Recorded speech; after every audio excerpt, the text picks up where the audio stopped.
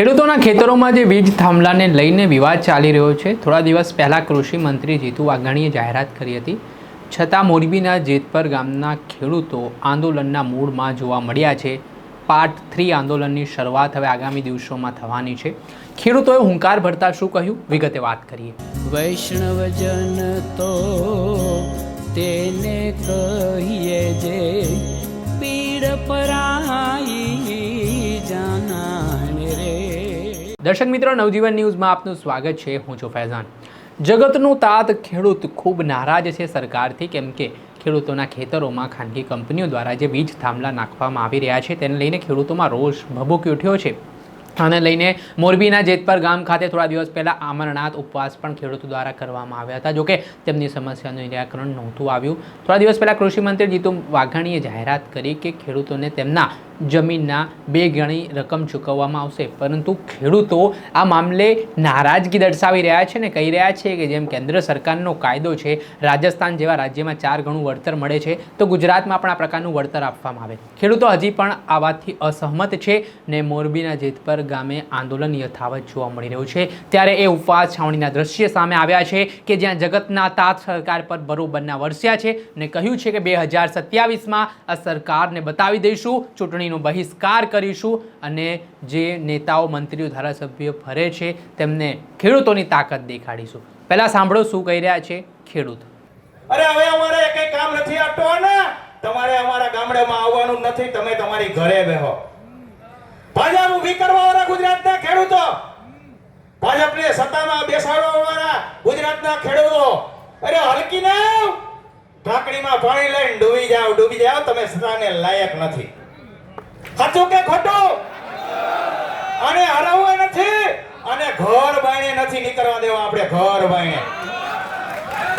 2027 ની ચૂંટણી આપણે મિત્રો તાકાત છે કે હું સાહેબ ચૂંટણીનો બહિષ્કાર કરવો છે, કારણ કે આને વડાપ્રધાન બની અને ખેડૂતોના ભાગલા પાડવાનું આયોજન કર્યું છે। યાદ રાખજો મિત્રો, કોઈને એમ હોય કે આપણે ખેડૂતોની પાર્ટી ઊભી કરી, મિત્રો અત્યારે આપણા 4 ભાગલા પડેલા છે। હવે વધી આવો, કાંઈ આપણે ડાપણ કરવા જાય તો 5 ભાગ પડશે। કેટલા? 5। એટલે એક વખત આપણે ચૂંટણીનો બહિષ્કાર કરી જાય, ભલે 2027માં નહીં અને ભલે 2035માં ચૂંટણી થાય અને આ નવાણીના ચૂંટણી આપણે કરીશું કે છે, આપણો પગાર જ ખાય છે, આથી આપણે ચૂંટણી જ નથી કરવી, બહિષ્કાર। જ્યાં સુધી રૂપિયો 60 રૂપિયા એ ન આવે, જ્યાં સુધી ડોલર સામે આપણી રૂપિયાની વેલ્યુ 60 રૂપિયા સુધી ન આવે, જ્યાં સુધી પેટ્રોલની કિંમત 60 રૂપિયા ન થાય, જ્યાં સુધી ગેસનો બાટલો 400 રૂપિયા ન થાય, ત્યાં સુધી આપણે કડક રહેવાનું છે। આ હલકીના ગુજરાત મૂકીને ભાજપ મૂકીને ભાગી જવાના છે, આ લૂંટવા આવ્યા છે, આ સેવા નથી કરવા આવ્યા। હું ડંગર તાલુકાનો હરબટડી ગામનો ઉપસરપંચ છું। નાની ઉંમર છે મારી, પણ બહુ આંદોલનમાં ભાગ લીધો મેં।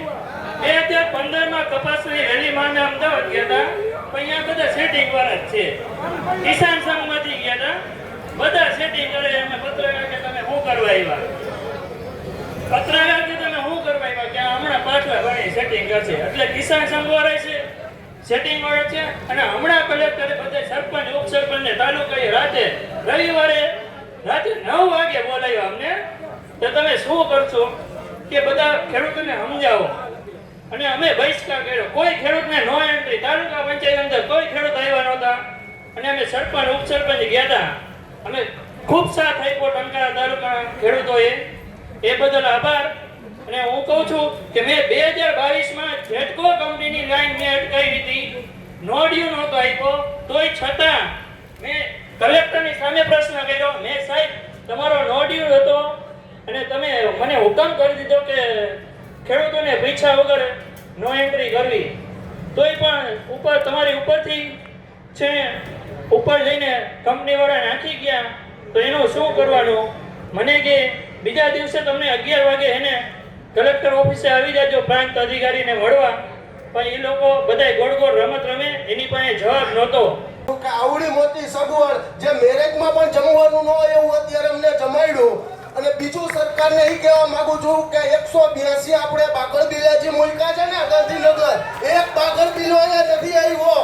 અમારા આપણા મતે ત્યાં બેઠા છે ઈવડાઈ અને આપણા સાહેબ જે કેન્દ્રમાં બેઠા એમ કહેતા હતા કે બેનું જરૂર પડે તો પોસ્ટર લખજો બનેવી અહીંયા ભૂખા બેઠા છે તો એથી પારણા કરાવવા નથી આવ્યો અને ઓલા બેન જેથી 400 બાટલા ના હતા તેથી ખંભે મારીને બાટલો રખડતા હતા ઈ બેનને કઈ અત્યારે જગતના તાતને જરૂર પડી છે આવો અહીંયા કઈ અને જેથી આપણે ચૂંટણી આવીને તેથી બધા અલગ અલગ વિભાગમાં વેચાઈ જાય છે એ ખેડૂત નથી રહેતા ખેડૂત ખેતીને ગામડું બચાવો એ આપણું સૂત્ર હોવું જોઈએ સિટી હાલે તો આપણા ગામડાના લીધે હાલે છે ઉદ્યોગ હાલે તો ખેડૂતના લીધે હાલે છે સાથે આવે છે ઉદ્યોગ વાળા એનો ટેક્સ લઈ લે છે છેલ્લે બધું આવે છે ભરણ પોષણ ખેડૂત અને જેથી આ ખેડૂત વિફરો ને રોડ ઉપર આવ્યો ને તેથી આ ગાંધીનગર ને દિલ્હી સરકારના પાયા હાલી જશે મિત્રો એટલું યાદ એકવાર બધાય મનમાં નક્કી કરી લ્યો ભેદભાવ ભૂલી આ પટેલ છે આ દરબાર છે આ લેવા પટેલ છે આ કડવા હું ખેડૂત છું અને ગમે તે રીતે મારા ખેડૂતને બચાવવો છે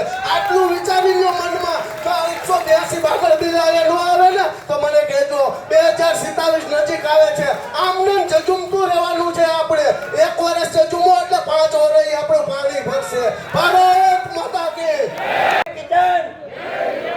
મારું ગામ કાલાવડ તાલુકો જામનગર જિલ્લો વિભાણિયા ગામ સરપંચ રજનીકાંતભાઈ કથિરિયા મારું કહેવાનો મતલબ એટલો જ છે કે જો આપણે સરપંચ છીએ સરપંચનો એક નિયમ છે કે ગૌચર આવે છે એ સરપંચના ભાગમાં આવે છે આમલો આપણી પાસે સહી કરાવે છે એ ગૌચરમાં કરાવે છે ખરાબો નથી કરાવતા જે સહી કરાવે છે એ ગૌચરમાં કરાવે દરેક સરપંચને કહું છું કે ગૌચરમાં કોઈએ સહી સિક્કો કે કરવો નહીં આપણને લાલચમાં ઘણા નાખ્યા છે મને પોતાને પણ નાખેલો છે જામનગર બોલાવેલો છે પણ નહીં જય જવાન જય કિસાન જો હજી ઓડિયો નથી આવ્યું બરાબર નામ નથી દેવું કલેક્ટરનું મારે અને એના દલાલો જ છે ચોખ્ખી વાત પત્રકાર મિત્રોને ખબર હે કોણ દલાલ હે શું કઈ હવારમાં પત્રકાર મિત્રોએ ઈડીઓ આગળ ગયા ત્યારે મને ફોન કર્યો તો મને કે સરપંચ આવી મેં કે જે હોય તે અત્યારે લેટ ગો કરી દો પછી જોયું જાય હવે આને સીધી આંગળીએ તો ઘી નહીં જ નીકળે ઘણા દી મૈથા આપણા છોકરા ઉપવાસ આંદોલનમાં થઈ ભૂખા આપણે આજીજી કી મિત્રતાથી આપણે પૂછ્યું કે સાહેબ હવે દઈ દો તો શું વાંધો હોય તો આ લોકોને છે જે ઈચ્છા નથી હવે છે જે ઈચ્છા નથી હવે તો શું હે ઓલા ખેલના છપ્પામાં બોલે ને કે ગળાડે બંદૂકને ગોરાવ છૂટે તોપડા શીર ભળે ને અગ્નિ જરે હવે શિકારાય સૌ મોત